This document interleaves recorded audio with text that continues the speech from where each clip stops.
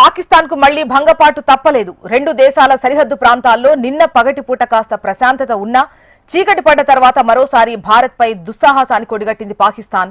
బారాముల్లా నుంచి భుజ్ వరకు 26 ప్రాంతాలపైకి వరుసగా డ్రోన్లు పంపింది.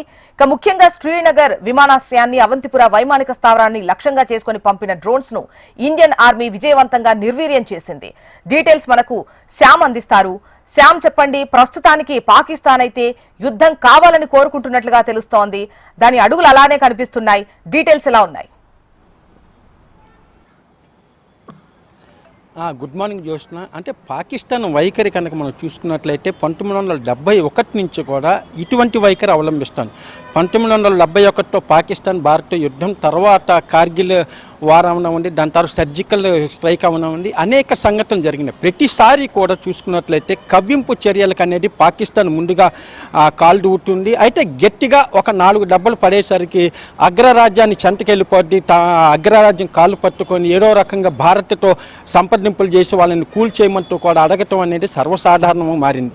తాజాగా చూసుకున్నట్లయితే ఏదైతే ఇక్కడ మొన్న పహల్గాం దాడిలో దాదాపు 26 మంది పర్యాటకులు మృత్యువాడు పడ్డారు. దీనిని మన భారతదేశ ప్రభుత్వం చాలా సీరియస్గా తీసుకుంది. ముఖ్యంగా ఉగ్రవాదుల నిర్మూలనకి లక్ష్యంగా చూసుకున్నట్లయితే ప్రధాని మోడీ చాలా గట్టిగా ఆయన ఉన్నట్లు తెలుస్తోంది. అక్కడ పహల్గాం దాడి తర్వాత చూసుకున్నట్లయితే ప్రతిరోజు కూడా ఏదో ఒక పరిణామం, సింధు నది జలాలు ఆపవటం కానివ్వండి, దాని తర్వాత ఒకవేళ అంటే ఏదైతే నియంత్రణ లేకుందో ఆ నియంత్రణ రేఖకి వాళ్ళకి అట్నుంచి ఇటు రావడానికి ప్రయత్నించడం, అలాగే రాత్రి సమయాల్లో కాల్పులు జరగటం అనేది చూసుకున్నట్లయితే ఒకవైపు యుద్ధము వద్దంటూనే మరోవైపు కూడా కవ్వింపు చర్యలకు అనేది పాల్పడుతోంది.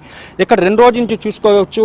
ఏదైతే పగటిపూట ప్రశాంతం ఉన్నప్పటికీ కూడా సాయంత్రం చీకటి పడగానే ప్రధానంగా నిన్న చూసుకున్నట్లయితే గత 2 రోజులుగా 20 నగరాలు 28 ప్రాంతాలను ప్రధానంగా టార్గెట్ చేస్తున్నట్టు కనబడతా ఉంది. ఈ టార్గెట్లు కూడా చూసుకుంటే ఎక్కువ జనావాసాలు, జనసాంద్రత ఉన్న ప్రాంతాలు, అలాగే ఏదైతే సైనిక స్థావరాలు నిర్వీర్యం చేయటం ద్వారా భారతదేశానికి గట్టి భయం ఒకటి చెప్పాలనేది పాకిస్తాన్ ప్రయత్నం. అయితే ఆ ప్రయత్నాలు మాత్రం భారతదేశ సైన్యం చాలా తీవ్రంగా తిప్పికొడుతోంది.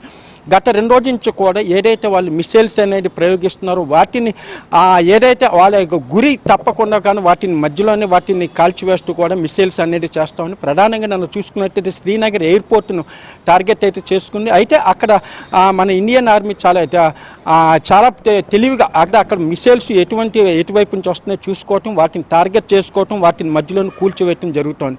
అలాగే చూసుకున్నట్టే ప్రధానంగా ఏదైతే రాజస్థాన్, శ్రీనగర్, జమ్మూ ఏదైతే ఉన్నాయి, జమ్మూ కాశ్మీరు, ఈ ప్రధానంగా ఈ 9 రాష్ట్రాలపైన కూడా ప్రధానంగా దృష్టి సారించుతుంది. సాయంత్రం అవగానే అక్కడ బ్లాక్అవుట్ కూడా ప్రభుత్వం ప్రకటిస్తుంది. అంటే చీకట్లో అక్కడ పవర్ కూడా ఆపేస్తున్నారు. పవర్ కనుక ఆపినట్లయితే చీకట్లో పాకిస్తాన్ తన లక్ష్యాలను గురిచూసి చేయటం అనేది సాధ్యపడదనేది ఒక దాంతో అక్కడ బ్లాక్అవుట్ చేస్తున్నారు. అలాగే ఏదైతే ముఖ్యమైన ప్రాంతాలు ఉన్నాయో వాళ్ళందరినీ కూడా ప్రజలను ఇప్పటికే సురక్షిత ప్రాంతాలకు, అలాగే బంకర్లకు కూడా ప్రత్యేకంగా ఏర్పాటు చేసి అక్కడికి తరలిస్తున్నారు. ఇప్పటి వరకు చూసుకుంటే ప్రాణ నష్టం ఊహించిన స్థాయిలో అయితే ఏమీ లేదు. అంటే కొంతమంది మృత్యువాత పడటం అంటే అనుకోని విధంగా, అది కూడా కావాలని మాత్రం ఎక్కడా లేదు. ప్రజలను రక్షించే ప్రయత్నం ఆర్మీ అనేది తన చేతుల్లోకి తీసుకుని ఎక్కడా కూడా ఎటువంటి సంఘటనలకి తావివ్వకుండా ప్రత్యేకంగా చర్యలు తీసుకోవటం. అలాగే అమ్ముల ఒడిలో ఏదైతే ఉందో గగనతలాన్ని పూర్తిగా సురక్షితంగా ఉండే C-400 ఇది కనుక ప్రయోగిస్తే ఇది చూసుకున్నట్టు వాయుసేన ఆధ్వర్యంలో ఉంటుంది.